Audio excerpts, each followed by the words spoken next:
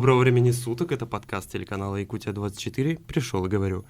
Меня зовут Петр Васильев, сегодня у нас специальный праздничный выпуск. 23 февраля, День защитника Отечества. Я хочу поздравить всех наших слушателей с этим праздником. Мы с моей дорогой редакцией долго думали, кого бы позвать. Нам казалось, что представителей сугубо мужских военных профессий это было бы слишком банально. И сегодня у нас в гостях очень необычный человек, представитель интересной профессии Андрей Коваленко, лэшмейкер, мастер по наращиванию ресниц.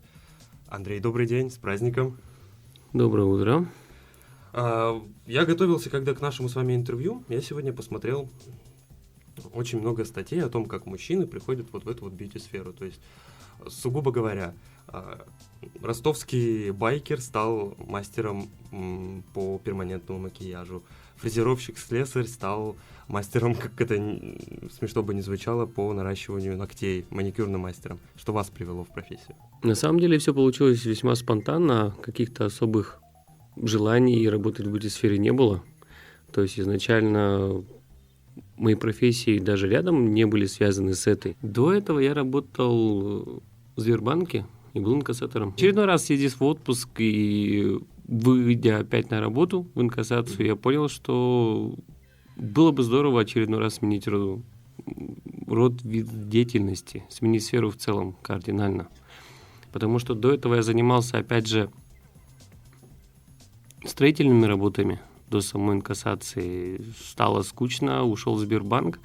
Опять же, и там стало скучно.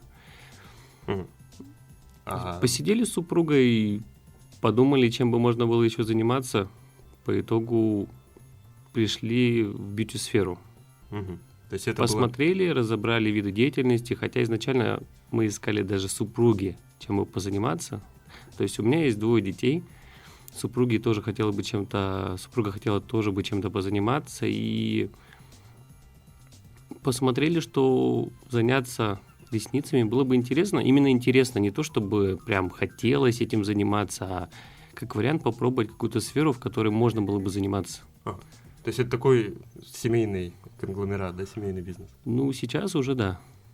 Это было не сугубо ваша идея. И чем отличается в плане впечатлений и работы? Вот вы говорите, что стало скучно. Возможность сделать что-то еще, именно сделать, попытаться себя как-то раскрыть в другой сфере. То есть в любой сфере есть потолок. То есть занимаясь чем-то долго, а я в Сбербанке проработал почти 5 лет, становится неинтересно. Упираешься в какой-то потолок и думаешь, куда бы пойти. Не всегда хочется долго работать на одного дядю. То есть как на работодателя смотреть каждый день и думать, а что дальше? Ну вот, допустим, я могу сравнивать с другими работами. Вот вы вначале сказали, что как бы не было смешно, один из мастеров занимался наращиванием ногтей. Нейл-мастер, да. На самом деле не смешно, потому что это та профессия, и эти профессии в целом, да, можно сказать, что для девушек, да, этим занимаются в основном только девушки, женщины и прочее. Я говорил, что фрезеровщик стал мастером по наращиванию ногтей. Вот в этом ирония. Сварщик. А почему ирония? Вот даже сварщик. Я мастер в сфере строительства. Я занимался сварочными работами. В целом я могу и дом с нуля построить, да, под ключ, сдать в производство, какую-то площадь построить, сварить, спаять, своять. Плотницкие работы выполнял. И, в частности, сварка, если сравнивать, вот даже сравним сварочные работы с мастером по наращиванию ресниц. Сколько нюансов у сварщика? Я не сварщик, я не могу вам ответить. Масса нюансов. Вот если ребята, которые занимаются в этих сферах, услышат, они поймут. То есть тебе нужно понимать, с чем ты работаешь. Ты работаешь с металлом, есть масса особенностей по плотности металла, по составу металла, какой металл. Ты работаешь с различными электродами, с различным напряжением. Ты работаешь под разными углами, ты работаешь со сваркой под давлением, просто каркасные какие-то сварочные работы делаешь. Нюансов масса, и да, работа тяжелая, да, работа где-то на высоте. Ну, допустим, высоту не будем сравнивать, потому что здесь все-таки ты работаешь за столом, и это огромный плюс на самом деле, потому что вот эти работы, а все-таки со временем, да, мне вот сейчас 32 года, я делал массу работ, и все-таки уже хочется сидеть на ровно, особо не напрягаться.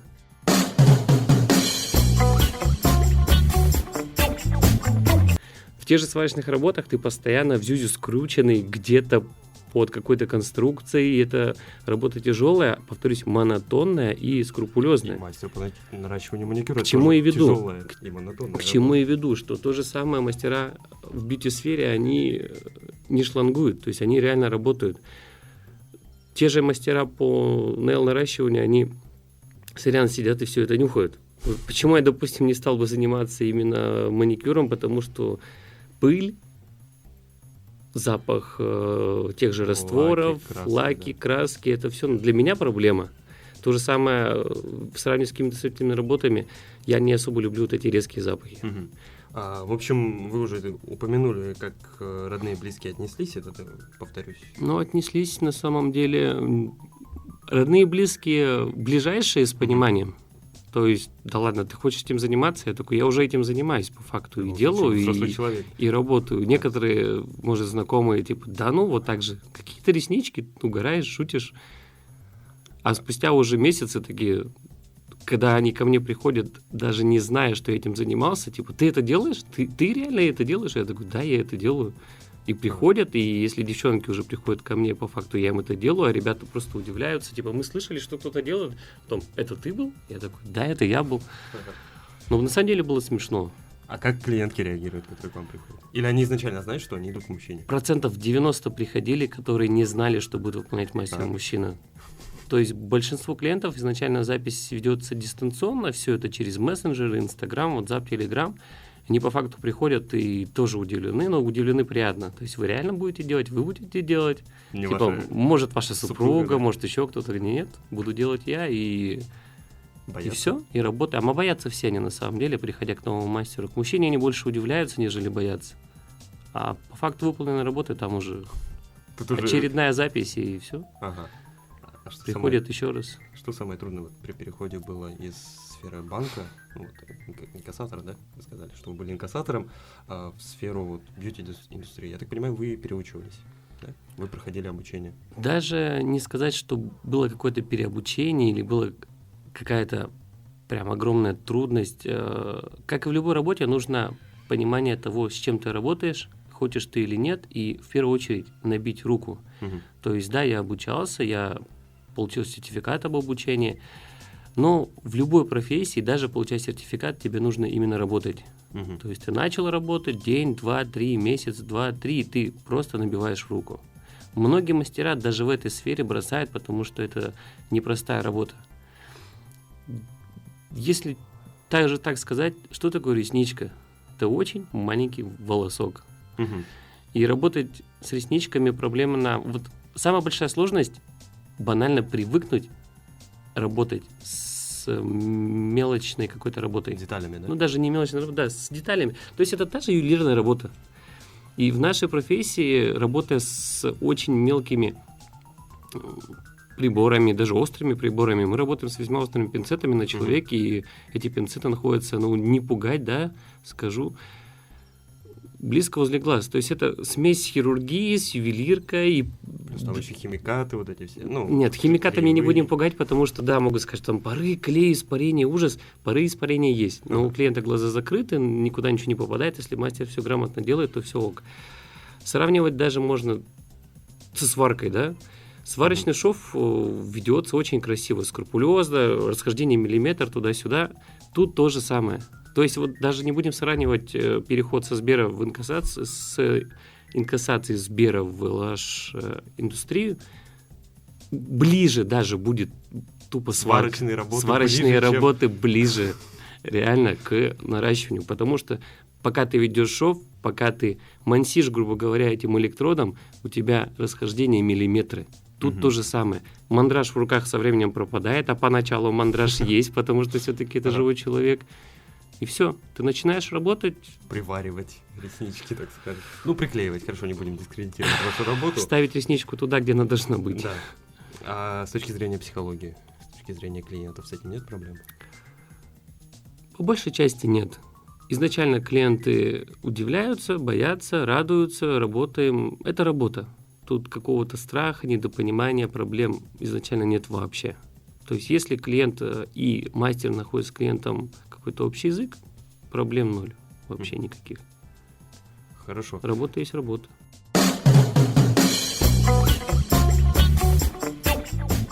Вот вы вначале сказали, что вы пришли сюда за новыми ощущениями и переменами. Что вот сейчас? Правильно. Что, Было желание какие сменить. сейчас ощущения и новые у вас есть перемены? Понимание того, что сфера безграничная, и из этой сферы можно переходить и стараться искать какие-то выходы на другие, более интересные, более профильные сферы. Угу. А плюсы, минусы в этой профессии вы уже успели для себя найти? Они есть, но я даже подчеркну один огромный плюс, он же и будет минусом. Это ненормированность рабочего времени. Угу. То есть в данный момент я работаю на себя, и я работаю в режиме 24/7. Принимаете у себя дома, то есть? Я принимаю у себя. Да, я поработал в салоне и понимаю, что сейчас мне лучше и выгоднее даже работать на себя. Комфортнее даже и для меня, и для своих клиентов. Насчет ненормированности повторюсь, что я работаю, стараюсь работать больше для себя, во-первых, чтобы больше набить руку, делать это быстрее, качественнее.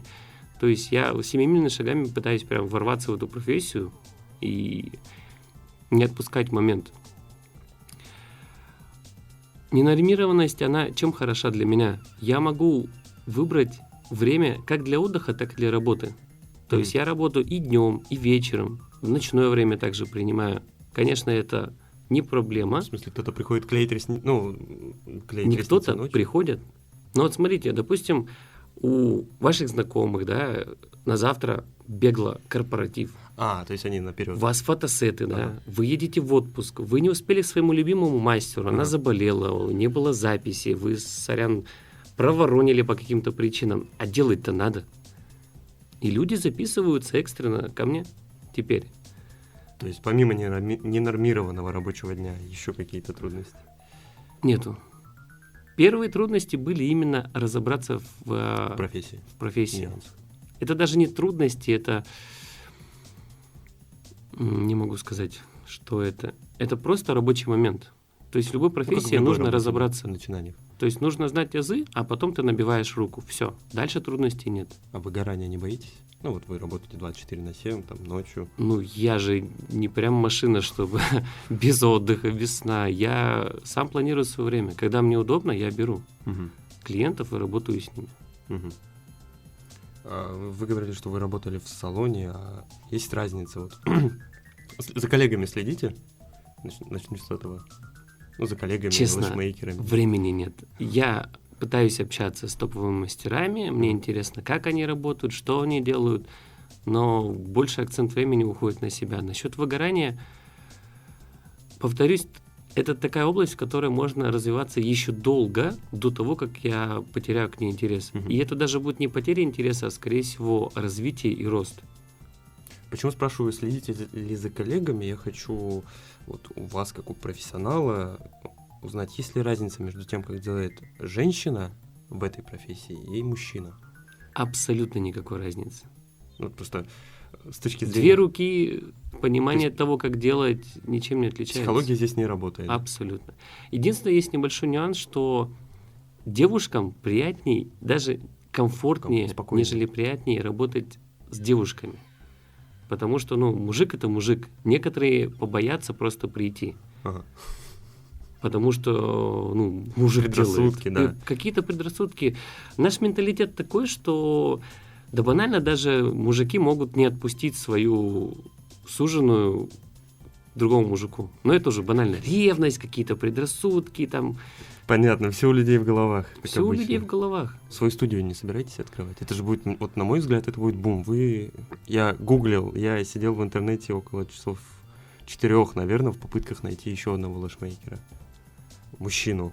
И мне кажется, на этом, как на бренде из этого, можно выехать здесь пока, в нашем регионе, пока этого нет. свою В студию. планах есть, но сейчас нужно поработать. Сейчас Скрепить. нужно набить руку, хорошенько повторюсь, нужно сформировать свою хорошую, большую клиентскую базу, а на фоне этого уже и формировать какие-то дальнейшие планы. Мгм. Но опять же, надо поработать, надо посмотреть. А сколько вы уже работаете? Я с осени. С осени. Если вплотную занимаюсь, то уже с осени. С осени. Переходить, конечно, было тяжело. Вот возвращаясь к вопросу, что было тяжело, тяжело было переход. Ага. То есть, когда ты выполняешь одну работу в одной сфере, материальный вопрос он реально решает. То есть, на старте этих работ не сказать, что это прям золотая жила. Мгм. И ты переходишь с одной сферы в другую, и ты в чем-то себя порой ограничиваешь. Плюс я совмещаю эти работы, как правило. Сейчас уже пытаюсь полностью прям перейти в данную сферу окончательно. Вот Мгм. именно переход — это сложность. А за полгода были какие-то необычные случаи, интересные, запоминающиеся клиенты, которые врезались вам в память? Каждый клиент, он индивидуален. Мгм. И в каждом клиенте ты видишь свои нюансы с работы, и ты каждого клиента практически запоминаешь. А если прям Ну, вот как пришла клиентка, самое говорит, сложное и условно. запоминающееся, это банально первый клиент. И даже не клиент, первая модель. Потому что первый раз он запоминается, как ни крути. Это был самый сложный, самый непонятный. Сложности в понимании не было. То есть, что делать, как делать, это все понятно. Но когда ты по факту это начинаешь делать, это тяжело. Мгм. И самый главный нюанс: в первые разы глаза твои не видят нормально, как бы тебе хотелось. То есть, сравнивая сейчас эту работу и сравнивая, вспоминая, как это было тогда, ты думаешь, блин, вот что я парился? Мгм. Почему это было сложно? Да не было это сложно. Но тогда это было сложно. Первый раз он такой. А все желания клиентов выполняете? Ну, девушка приходит, говорит, я хочу себе ресницы там 7D, ну, чтобы один раз моргнула и улетела. Вот тут это самый-самый такой злосчастный нюанс. Потому что большинство клиентов, они приходят и хотят то, что они либо не знают, либо не Мгм. понимают. То есть, либо им посоветовали сделать это, либо они где-то увидели и хочу вот это вот, и прям с такими глазами вот хочу и все. Я делаю все то, что нужно клиенту. И повторюсь, нужно клиенту, даже если она этого не знает. То Ага. есть я сделаю хорошо, сделаю красиво, но исходя из того, что я считаю нужным и правильным. То есть я могу скорректировать клиенту, посоветовать клиенту, объяснить ему, что ему пойдет, что нет, что он может себе позволить наращивание, что нет.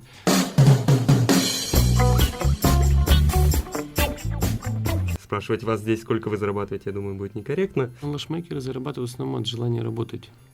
То есть кто-то может сделать одного клиента в день, А одного-двух кто-то и 20. радоваться. А кто-то, 20 вы не сделаете это. Можно, но этот будет такой тяп-ляп. В целом, если мастер старается в день сделать 3, 4, 5, 6, 7 клиентов, а тут еще клиенты зависят не от количества, а от того, что мы им делаем. То есть можно сделать наращивание классическое 1D, одна ресничка Ага. натуральная, на нее одна синтетическая, а можно сделать пучок. Давайте я вам помогу даже и резюмирую. То есть наращивание ресниц как профессия — это совокупность и творчества, и хорошей, стабильной заработной платы, и, собственно, работы с людьми качественной. Правильно? То есть это не только вопрос рубить бабло целыми днями, круглыми сутками. Тут прямо зависит от того, насколько вы хотите работать. Если вы хотите работать именно а-ля на бабло и при этом не стараться делать хорошо, вы долго в этой сфере не продержитесь. Потому что клиент со временем будет недоволен вашей работой, и он уйдет в другую студию, салон, к другому мастеру. Тут такая сфера, что люди привязываются даже не к салонам, люди привязываются к мастерам. Мгм.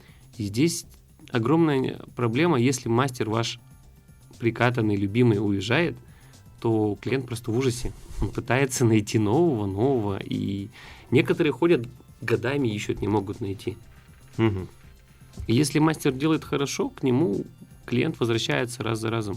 И от этого зависит и доход самого мастера, и в целом его потом в дальнейшем развитие, пиар, рекомендации. Последний вопрос под занавес. Мужчины-клиенты были? Такой кроссовер получился. Пока не было. Пока не было. К тому, Я что- думаю, в нашей бытности, да, и опять же по нашему менталитету, вряд ли кто-то придет и захочет наращивать. Но даже если такой человечек и появится, я сделаю.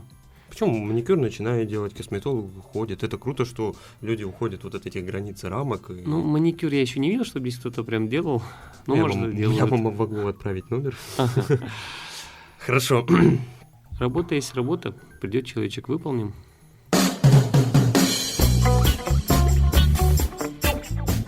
А я хочу напомнить, что это был подкаст телеканала «Якутия-24». «Пришел и говорю» о людях, которые заставляют о себе говорить. Это праздничный выпуск. 23 февраля, День защитника Отечества. Мы сегодня поговорили с первым, по крайней мере, на моей памяти, мастером по наращиванию ресниц в Якутии, в Якутске в целом. Это Андрей Коваленко. Андрей, спасибо, что пришли. Спасибо вам. С праздником вас еще раз. Слушайте нас в приложении Яндекс.Музыка и ВК, подписывайтесь на новые выпуски в приложении Apple Podcast, следите за обновлениями на сайте як24.ру и в наших социальных сетях. Услышимся!